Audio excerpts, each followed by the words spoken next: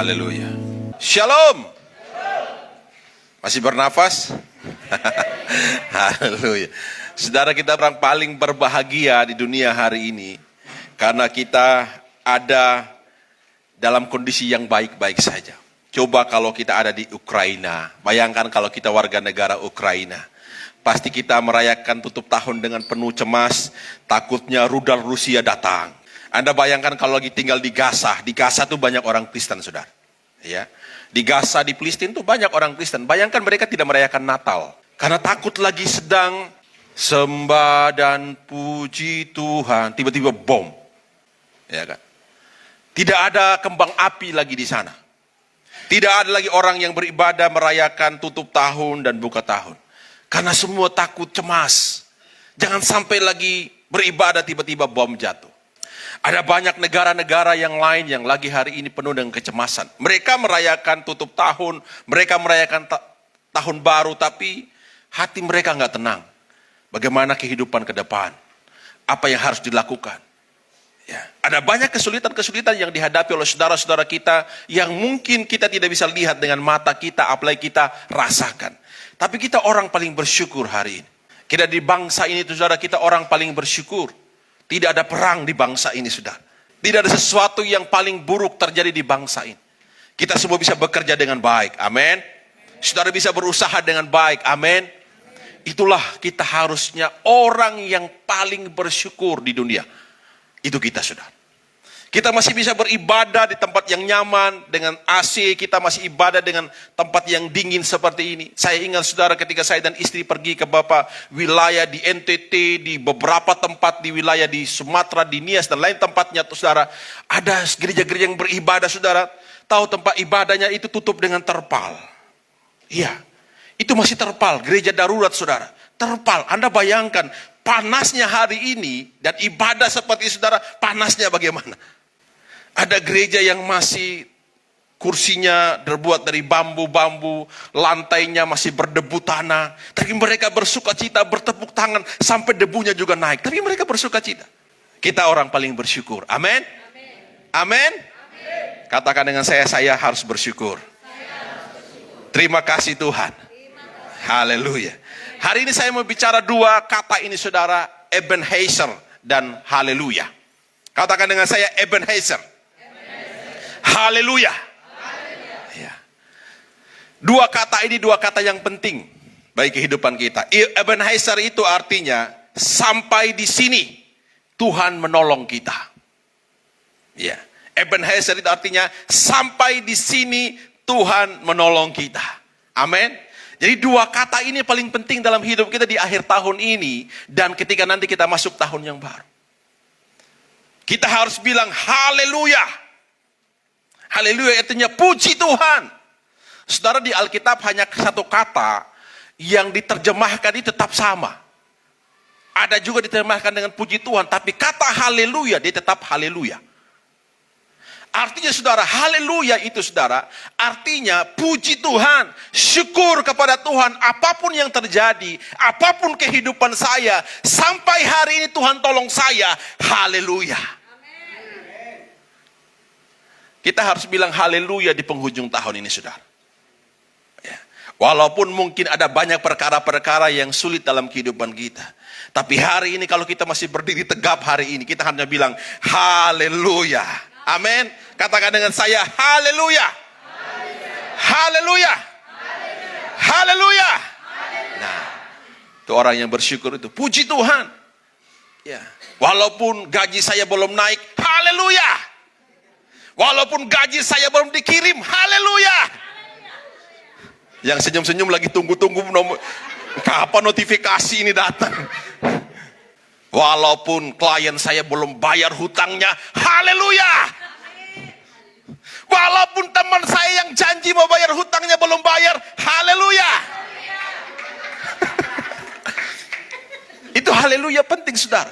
Karena haleluya itu kata ajaib dalam hidup kita. Ya. Itu yang bisa menenangkan hati kita.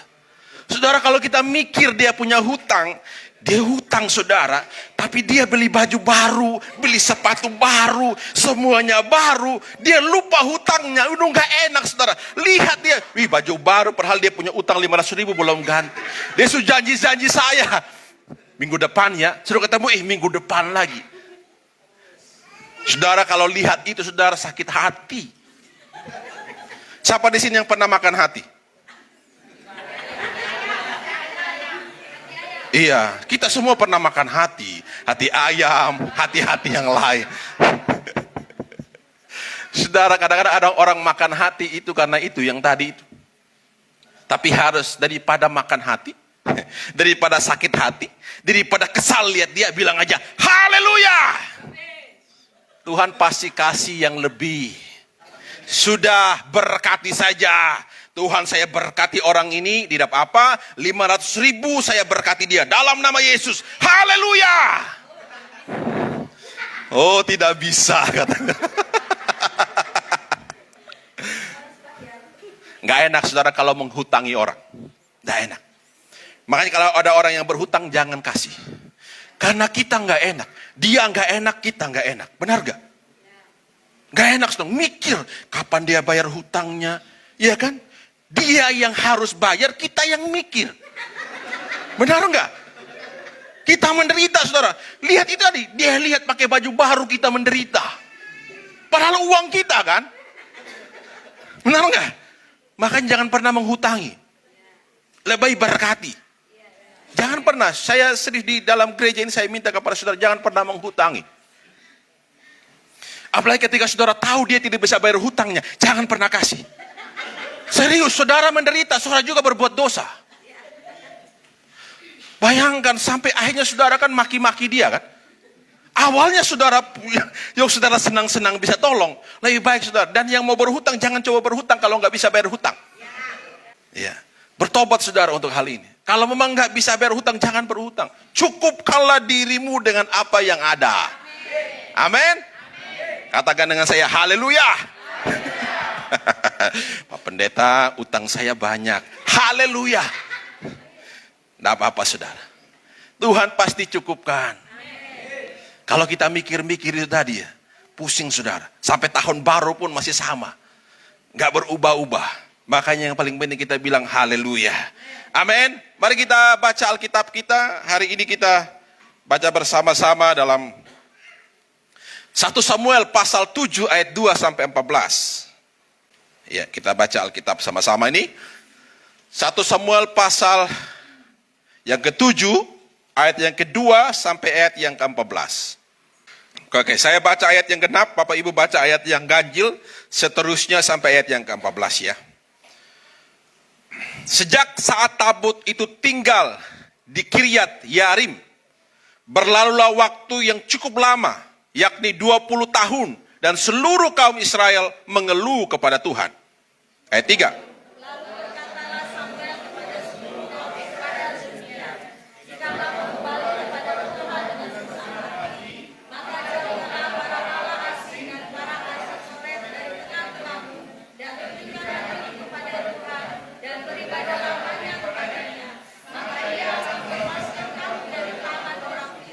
Kemudian orang-orang Israel menjauhkan dari para Baal dan para Asitoret dan beribadah hanya kepada Tuhan.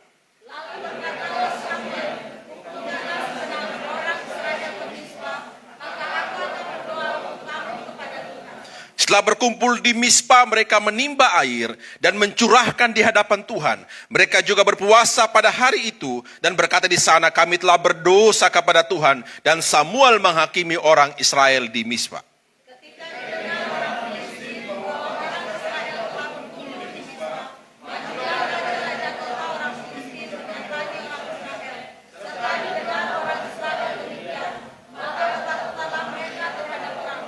Lalu kata orang Israel kepada Samuel, janganlah berhenti berseru bagi kami kepada Tuhan Allah kita, supaya ia menyelamatkan kami dari tangan orang Filistin itu.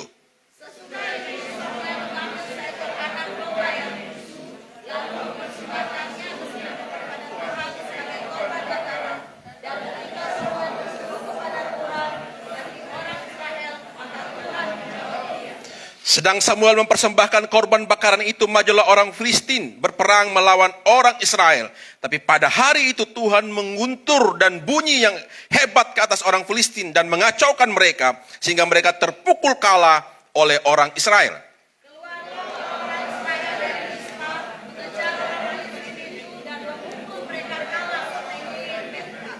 Kemudian Samuel mengambil sebuah batu dan mendirikan di antara Mispa dan Yesana. Ia menamainya Ebenezer, katanya, sampai di sini Tuhan menolong kita. Demikianlah orang Filistin itu dibunuhkan dan tidak lagi memasuki daerah Israel. Karena Tuhan melawan orang Filistin seumur hidup. Dan kota-kota yang diambil orang Filistin daripada Israel kembali pula kepada Israel, mulai dari Ekron sampai Gad. Dan orang Israel merebut daerah sekitarnya di tangan orang Filistin, antara orang Israel dan orang Amori ada damai. Saudara, ini kisah kenapa kata Ebenezer pertama kali muncul. Ini peristiwa yang terjadi ketika orang Israel lagi dalam terdesak. Mereka bertahun-tahun dikepung oleh Filistin. Mereka mengalami tekanan yang tidak mudah. Sampai kepada suatu ketika mereka tidak tahan dengan tekanan itu. Dan mereka minta kepada Samuel bagaimana cara untuk kita lepas daripada itu. Samuel mengajak mereka, mari kita berdoa kepada Tuhan, lepaskan semua sembah-sembah berhalamu, para baalmu, para hasitoretmu, dan semua apa yang engkau sembah, yang dimana selama ini mereka meninggalkan Tuhan. Samuel bilang, salah satu syaratnya adalah kamu harus kembali kepada Tuhan. Dan akhirnya mereka membuang semua apa yang mereka percayai, apa yang mereka sembah, patung-patung yang mereka sembah, mereka buang semua dan mereka kembali kepada Tuhan. Ketika mereka baru kembali kepada Tuhan, berdoa kepada Tuhan, tiba-tiba orang Filistin datang menyerang. Raja-raja, bukan satu raja. Raja-raja itu datang ingin membantai mereka di Mispa, saudara. Baru saja mereka kembali kepada Tuhan. Baru saja mereka kembali menyembah Tuhan, masalah datang. Tapi saudara, apa yang mereka katakan kepada Samuel? Orang Israel mulai berubah, mereka bilang, Samuel, sekarang kamu berdoa kepada Tuhan supaya Tuhan melepaskan kita. Samuel berdoa dan akhirnya saudara, tiba-tiba Allah sendiri berperang menggantikan mereka. Guntur yang hebat, kilat yang hebat, itu membuat semua bangsa Filistin itu kocar, lari ke kiri dan ke kanan, mereka diserang, dikejar oleh pasukan Israel dan akhirnya mereka dipukul mundur. Mereka mengalami kekalahan yang sangat besar. Dan Samuel bilang, dalam ayat yang ke-12, kemudian Samuel mengambil sebuah batu dan mendirikan di antara Mispa dan Yesana. Ia menamainya Ebenezer. Katanya, sampai di sini Tuhan menolong kita. Ada banyak, saudara, perkara-perkara dalam hidup kita yang kita alami. Bahkan ketika kita sudah mengambil keputusan sungguh-sungguh dengan Tuhan, masalah datang dalam kehidupan kita.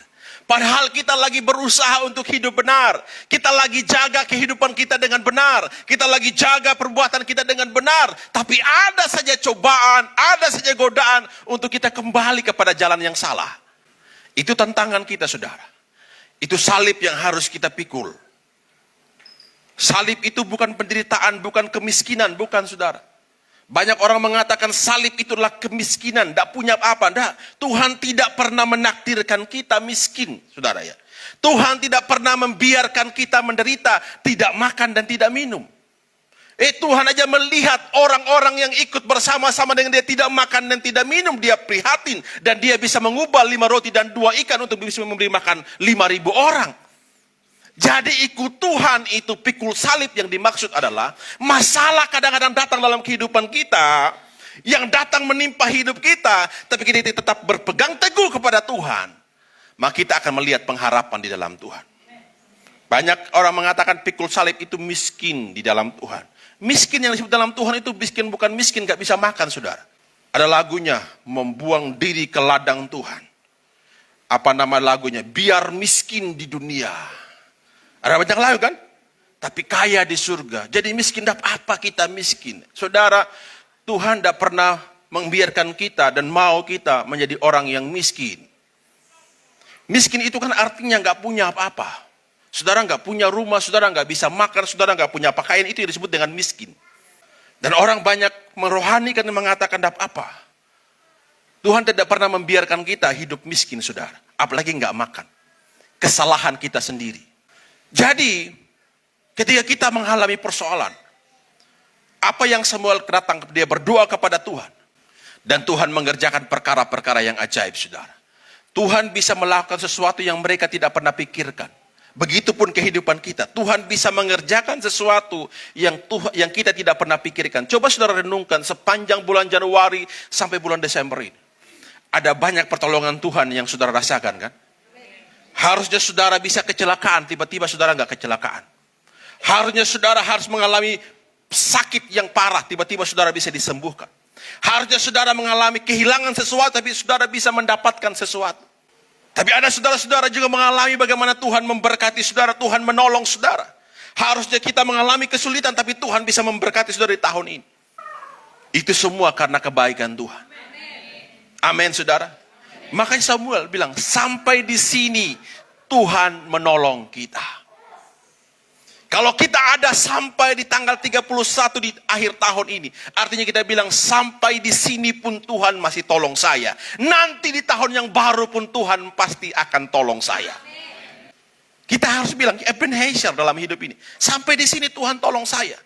Ada banyak perkara-perkara yang Tuhan telah tolong dalam kehidupan kita. Kalau kita renungkan saudara dalam hidup kita ini, hidup ini seperti sebuah perjalanan.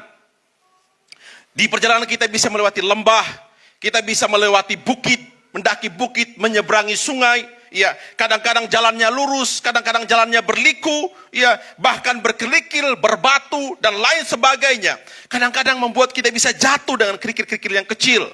Kadang-kadang bisa terantuk dengan batu, saudara. Tapi ada saatnya kadang-kadang dalam perjalanan kita harus berhenti dan beristirahat. Di saat itu biasanya kita mulai melihat, mengevaluasi diri kita. Ya, dengan mempelajari kemana arah, kemana peta yang akan kita lihat, kemana arah tujuan, kita lihat maps lagi, apakah saya salah, atau saya ke kiri, atau saya harus belok ke kanan, atau saya harus jalan lurus, apakah jalan yang saya tempuh ini terlalu panjang, atau ada jalan yang lain yang lebih baik, yang Tuhan sediakan dalam kehidupan kita. Dan kita mulai memikirkan berapa jauh yang harus kita tempuh perjalanan ini. Itu kehidupan kita, saudara. Hidup ini memang perjalanan. Ada banyak hal-hal yang kita hadapi dalam perjalanan. Ada orang-orang yang tidak suka kita dalam perjalanan kita. Ada orang yang bisa mengejek kita dalam perjalanan kita. Ada orang-orang yang ingin menjatuhkan kita ketika dalam perjalanan hidup kita. Ada orang-orang yang memberkati kita ketika dalam perjalanan hidup kita. Ada orang-orang yang mendoakan kita dalam perjalanan hidup kita. Kalau sampai hari ini kita ada Ebenezer. Sampai di sini Tuhan menolong saya dan saudara. Amin. Katakan dengan saya Ebenezer. Ebenezer. Sampai di sini Tuhan menolong kita. Kita sudah sampai di penghujung tahun, saudara. Alkitab bilang seperti ini, saudara. Bahwa kita tidak boleh menoleh ke belakang. Lukas 9 ayat 62 mengatakan, Yesus berkata setiap orang yang siap untuk membajak tetapi menoleh ke belakang tidak layak untuk kerajaan Allah. Kita sudah ada di penghujung tanggal 31 hari ini. Tidak usah lagi menoleh ke belakang. Mengingat-ingat hal yang buruk yang kita alami. Mengingat-ingat kata orang itu. Mengingat-ingat perbuatan orang itu. Mengingat-ingat perbuatan orang yang kita kasihi. Mengingat semua kesalahan-kesalahan yang pernah kita alami. Dan akhirnya kita merenungkan di akhir tahun ini dengan penuh penyesalan. Kenapa ya dulu saya nggak bertobat ya? Kenapa ya dulu saya nggak buat baik ya? Coba saya dulu saya berubah, pasti saya hidup baik. Sudah selesai, saudara. Orang yang menoleh ke belakang itu tidak layak untuk kerajaan Allah, itu kata Tuhan Yesus. Kita punya masa depan. Di belakang kita apa? Masa lalu. Ada orang yang pergi ke masa depan tapi bawa masa lalunya. Ngerti ya? Dia pergi ke masa depan tapi dia masih bawa masa lalunya. Dia masih ingat hal-hal yang lalu. Dia masih simpan sakit hatinya yang lalu. Dia masih simpan kata orang yang lalu. Dia masih simpan kata-kata itu yang menyakiti hatinya. Dia bawa ke masa depan. Dia berjalan dengan tersenyum. Dia berjalan dengan tertawa. Dia bilang haleluya. Tapi masih simpan sakit hati. Itu orang yang pergi ke masa depan tapi masih membawa masa lalu. Kalau kita percaya sampai di sini Tuhan menolong kita. Jangan menoleh ke belakang, lihat ke depan. Tuhan menolong engkau sampai hari ini. Di tahun yang baru, Tuhan juga pasti menolong kita. Amin. Percaya, semua kita saudara, semua kita punya persoalan yang berbeda-beda. Semua kita diberkati dengan cara yang berbeda-beda. Yang paling kita syukuri adalah kita sudah sampai di penghujung tahun ini. Walaupun mungkin sepanjang tahun ini ada banyak perkara-perkara yang kadang-kadang kita tidak sanggup menerimanya. Tapi kita bilang, sampai di sini Tuhan menolong saya. Amin, saudara. Amin. Kita harus belajar. Belajar untuk, ya. Makanya Yesaya bilang ini, saudara. Janganlah ingat-ingat hal yang dahulu. Dan janganlah perhatikan hal-hal yang dari zaman purbakala. Saya bilang, jangan ingat-ingat hal yang dahulu.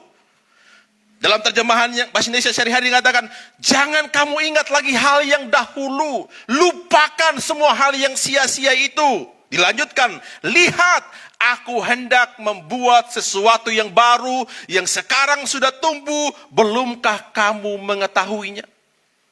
Aku hendak membuat jalan di padang gurun dan sungai-sungai di padang belantara. Tuhan bilang kepada bangsa Israel ini, sudah, jangan ingat hal-hal yang dahulu. Sudah, jangan ingat lagi hal-hal yang dahulu. Lupakan semua itu. Semua hal yang mengecewakan hatimu, lupakan semua. Bahkan semua berkat yang engkau terima itu lupakan semua. Ada orang saudara yang masih bawa-bawa. Dulu, Pak Pendeta dulu, saya itu diberkati di pekerjaan saya. Dulu, bos saya itu baik. Dulu, saya itu orang sangat suka dengan saya. Sekarang, semua orang tidak suka dengan saya. Saudara, kalau kita ingat dulu, terus kita tidak pernah pergi ke masa depan. Karena kita ingin ke belakang. Dulu usaha saya baik Pak Pendeta. Dulu klien saya banyak Pak Pendeta. Dulu saya usaha. Saudara nggak bisa pergi lagi ke dulu. Itu sudah dulu. Sekarang saudara pergi ke masa depan.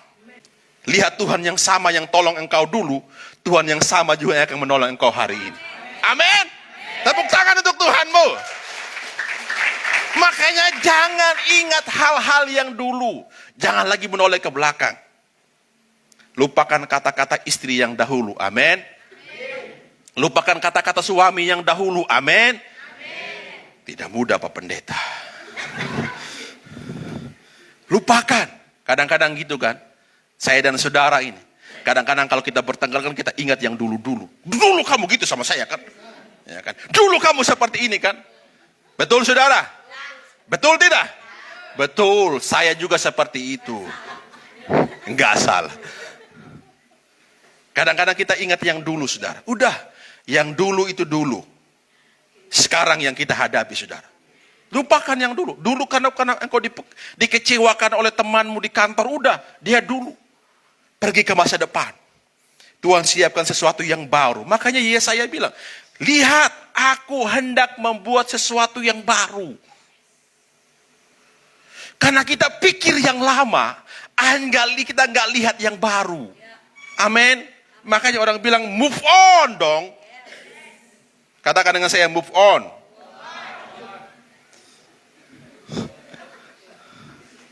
Lihat sesuatu yang baru. Jangan ingat lagi mantanmu. Banding-bandingkan dengan dulu mantan saya baik. Ya kan? Amin. Jangan ingat lagi saudara. Dia sudah mantan. Artinya sudah di belakang sana. Pergilah ke depan. Ada yang baru. Amin. Yang baru itu pasti jauh lebih baik. Amin. Amin. Pernah nggak saudara lihat ada orang berjalan mundur ke belakang? Nggak pernah kan? Anda mau coba? Pulang nanti sepanjang jalan Anda mundur ke belakang. Pasti semua orang berjalan maju ke depan. Tidak pernah mundur ke belakang. Kadang-kadang kita itu bilang maju ke depan, tapi kita maju sambil mundur. Karena kita melihat yang lalu, saudara. Lupakan yang lalu. Kita pernah gagal di masa lalu. Ya, pernah. Tapi kita hari ini bukan orang yang gagal. Amin. Kita pernah gagal, ya. Tapi hari ini kalau kita ada, kita bukan orang yang gagal. Amin. Kita pernah kecewa yang lalu. Tapi hari ini saya bukan orang yang kecewa. Amin. Amin, saudara. Lihat sesuatu yang baru. Lihat berkat yang baru. Lihat pasanganmu pasti berubah. Bukan cari yang baru. Saya sengaja tahan-tahan kata-kata tadi. Saya jangan sampai biasa pasangan yang baru. Jangan, saudara. Lihat pasanganmu pasti berubah. Amin. Lihat keluargamu pasti diberkati. Amin. Lihat rumah tanggamu pasti diberkati. Lihat pekerjaanmu pasti diberkati. Lihat usahamu pasti diberkati. Amin. Jangan ingat lagi klien-klien yang lama. Wih, dulu saya punya klien Pak Pendeta. Dia kalau bayar itu, bisa 100 juta. Jadi kita bawa itu ingat terus. Udah, percayalah Tuhan akan kasih klien yang baru. Yang kasih kamu 200 juta. Amin. Jangan ingat yang lalu. Saya pernah ketemu orang saudara yang dia selalu ceritakan yang lalu. Dia bilang yang lalu Pak Pendeta, saya kalau berdoa untuk orang itu orang langsung sembuh. Yang lalu. Tapi sekarang tidak Pak Pendeta. Dia ingat terus yang lalu. Yang lalu Pak Pendeta, saya selalu diundang sama gereja-gereja. Terus sekarang tidak lagi. Selalu yang dia bawa pergi cerita kehebatannya masa lalu. Saudara, kehebatanmu masa lalu tidak bisa engkau pergi bawa ke masa depan. Amin. Haleluya. Yang pertama, saudara, jangan menoleh ke belakang karena jangan pernah kembali melihat kembali dosa masa lalu yang sudah diampuni. Yesaya 1 ayat 9 mengatakan, jika kita mengaku dosa kita, maka Dia adalah setia dan adil sehingga Ia mengampuni segala dosa kita dan menyucikan kita dari segala kejahatan.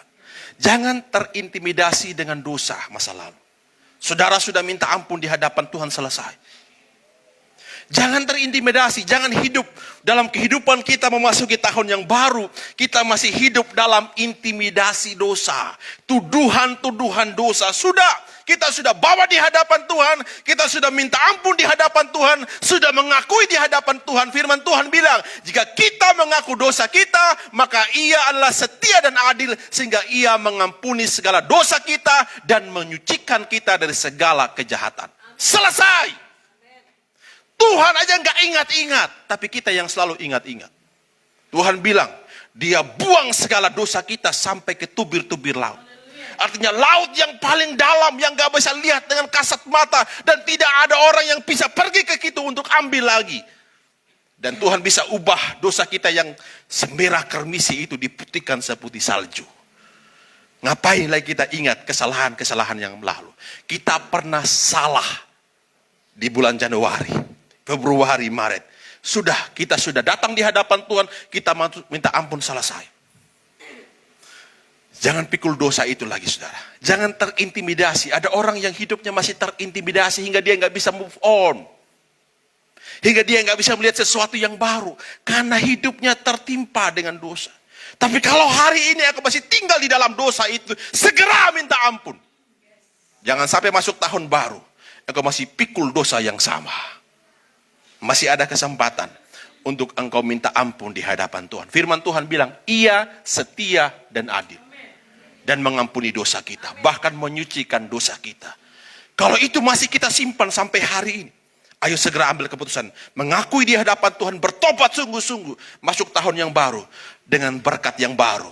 Jubah yang baru. Kebaikan Tuhan yang baru. Semua hal yang baik yang Tuhan sediakan dalam kehidupan kita. Yang kedua, saudara. Tidak melihat kembali kegagalan masa lalu. Sehingga membuat kita merasa sebagai orang yang gagal. Setiap orang pasti ada kegagalan. Kecuali orang itu tidak pernah mencoba mengerjakan sesuatu yang bebas dari kegagalan. Semua orang pernah gagal.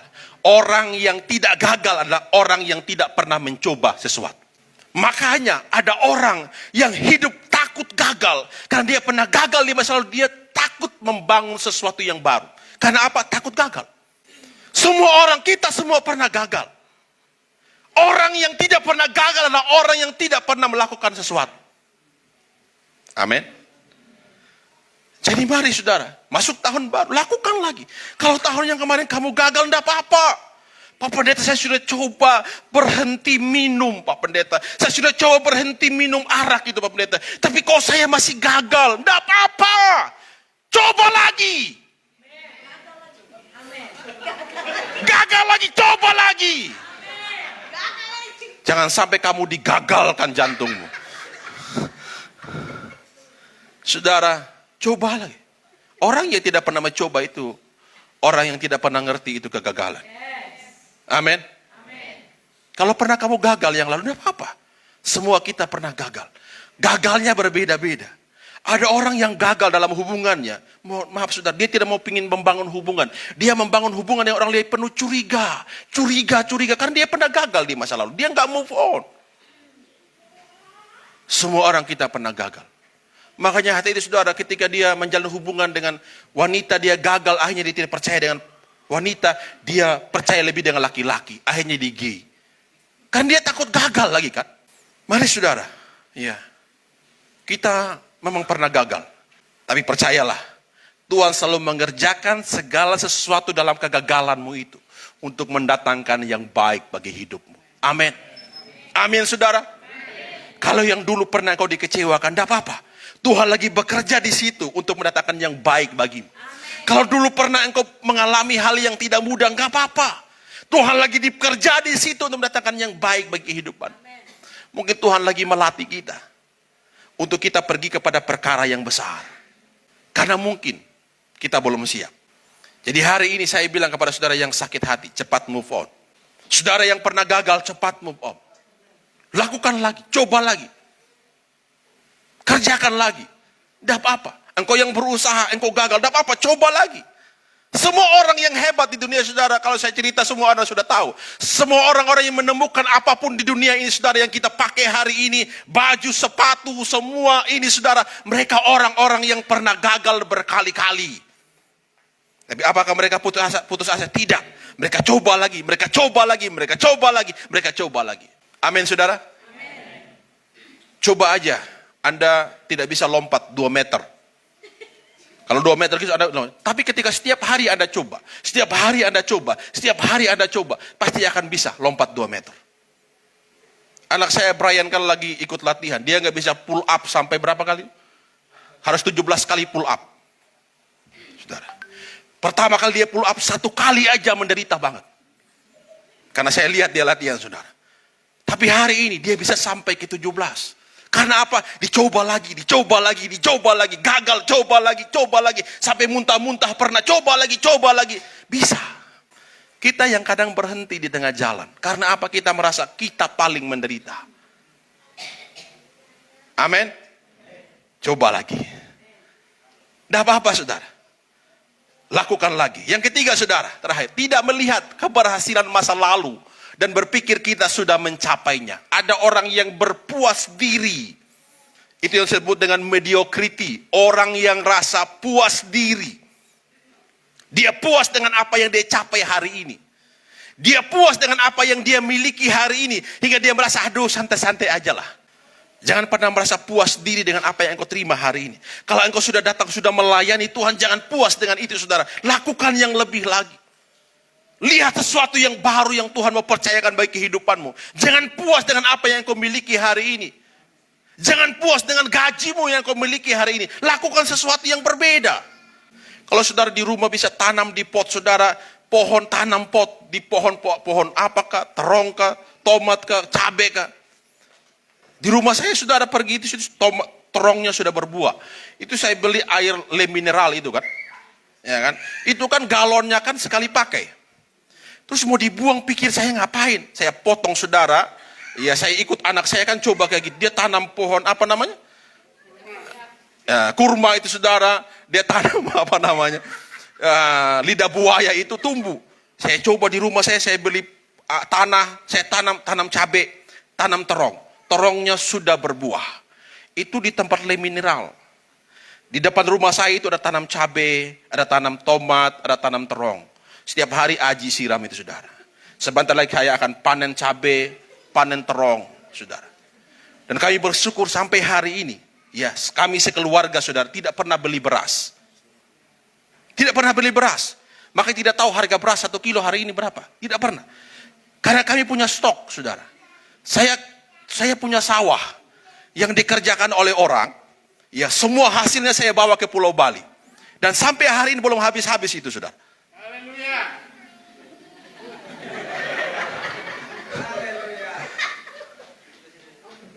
Dan hari ini kita makan tuh berasnya. Setiap makan di gereja itu makan beras yang dipanen di Sumba, saudara. Setiap saudara makan itu hasil beras jerih payah Pak Gembala itu dan Ibu Gembala. Jadi saudara, kita nikmati semua jerih payah kita bersama-sama. Jangan berhenti di situ, saudara. Saya pikir saya sudah di Bali dulu tidak akan pernah, karena saya ini latar belakangnya petani, saudara. Memang bapak saya itu ASN, tapi kami punya budaya itu kerja sawah, karena kami punya sawah, punya ladang. Jadi biasa dari kecil saya itu sudah biasa. Ya, jaga kerbau, jaga itu semua udah biasa. Bertani itu biasa, saudara. Jadi ketika waktu ada di Bali, saya pikir gimana caranya ya, saya tetap bisa mengolah sawah. Saya hubungi kakak saya dan bilang, bisa nggak dibantu? Kakak saya bisa, asal ada uang semuanya bisa. Saya hitung-hitung, saudara, dan istri saya coba hitung. Saya kalkulasikan dengan harga beras, saya coba telusuri harga beras. Saya itu mengerjakan sawah itu 75 are. Sawahnya 75 are. Itu saya menghabiskan uang sekitar 6 juta untuk mengerjakan itu. Tapi ketika hasilnya ketika itu diberaskan dan saya hitung hasil berasnya itu bisa, kalau saya beli beras itu 15 juta. Dari hasil itu 15 juta. Jadi 7 juta itu pengeluarannya, termasuk kirim dari sini, dari Sumba sampai ke sini 7 juta habisnya. Jadi saya membayangkan kalau saya tidak bekerja sawah itu, saya harus menghabiskan 15 juta 1 tahun untuk beli beras. Tapi kalau saya bekerja hanya mengeluarkan 7 juta 1 tahun. Saya tidak kerja. Ini saya bilang kepada saudara, kita punya kemampuan apapun. Lakukan apa yang kita bisa lakukan. Tapi jangan juga Pak Gembala kayak gitu, saya coba kayak gitu. Jangan. Jangan mencoba-coba sesuatu yang kita tidak bisa. Kita punya cara yang berbeda. Amin, saudara? Amin. Kalau kamu punya ladang di sana di kampungmu, suruh orang. Kalau kamu punya uang, suruh aja orang gitu kan. Tapi harus ada orang yang jaga. Yang harus dipercaya. Saya punya kakak, puji Tuhan, saya punya kakak yang sulung, yang cewek itu yang kami percayai. Jadi kirim uang tuh lewat kakak itu, dan dia yang mengatur, tinggal suruh orang. Kapan dipanen, orang yang panen. Kapan ditanam, orang yang tanam. Semuanya orang, tidak kekerja dia. Hanya dia bantu mengkoordinir aja, melihat aja apakah ini kerjanya baik atau tidak. Jadi mari saudara, ya, kita pergi karena kita Tuhan percaya kita itu punya potensi. Amin. Yang lalu mungkin 2023 kita menjadi orang yang kerja biasa-biasa aja. Saudara, kita lagi apa ya, meredam semua potensi kita. Masuk tahun baru, lakukan sesuatu yang lebih. Amin. Lakukan sesuatu yang lebih. Ya, lihat peluang yang lebih. Lihat peluang usaha yang berbeda, saudara. Lihat hal-hal yang baru. Makanya kalau kita tinggal di masa lalu, kita hidup dengan pikiran masa lalu, kita nggak bisa melihat peluang yang baru hari ini. Ke depan memang tidak mudah, saudara. Ada kesulitan-kesulitan yang pasti terjadi di bangsa ini. Di dunia ini, saudara. Tidak mudah. Tapi orang yang percaya, ada Tuhan yang berjalan bersama dengan dia. Dia percaya sampai di sini Tuhan menolong dia. Dia percaya pasti apapun yang dia lakukan, Tuhan pasti menolong dia. Amin. Mari kita bangkit berdiri bersama-sama. Terakhir, saudara, kita berdiri bersama-sama. Ya, haleluya. Mazmur 150 ayat 6 mengatakan, biarlah segala yang bernapas memuji Tuhan. Haleluya. Mazmur ini, saudara, dimulai dengan kata haleluya. Ayat 1 ini bilang haleluya. Terakhir ditutup dengan haleluya. Dia bilang, biarlah segala yang bernafas memuji Tuhan. Haleluya. Kita hari ini masih bisa bernafas. Haleluya. Amin. Biarlah segala yang bernapas, segala yang percaya Tuhan menolong dia, segala yang percaya bahwa Tuhan pasti berjalan bersama-sama dengan dia, biarlah semua itu memuji Tuhan. Haleluya.